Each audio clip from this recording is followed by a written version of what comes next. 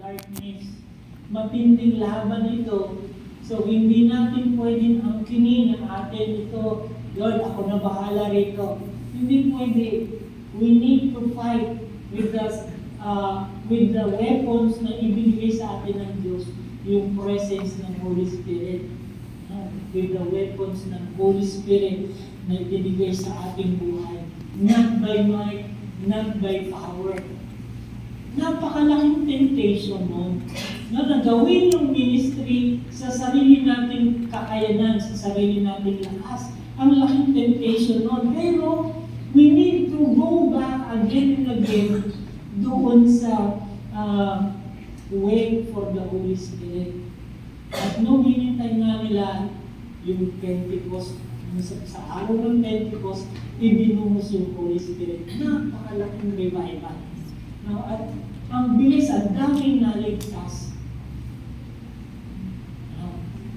Now, sa mga prophets, ilang beses mo mababasa yung pangako ni Lord, He will give you rain, both yung spring rain and autumn rains. God was not just speaking about physical na ulan. He was speaking about yung pagbubuhos ng Holy Spirit. Kung paano niya binuhos yung spring rain doon sa mga disciples kila Peter, at sa dulo ng panahon, magkakaroon ng bagong revival. And mas malakas na pagbubuhos daw ng Holy Spirit at mag-flourish, no?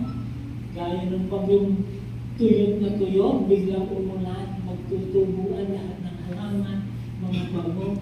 Ganun din, maliligtas yung maraming tao na napakabilis, na miraculously, maliligtas yung maraming tao. No?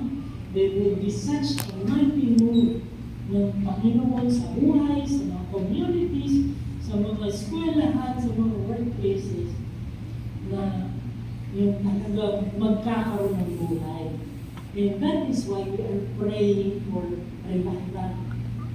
For a move of the Holy Spirit, a fresh move ng Holy Spirit. Kasi we cannot do the work on our own. We need yung Holy Spirit na kumilos sa buhay ng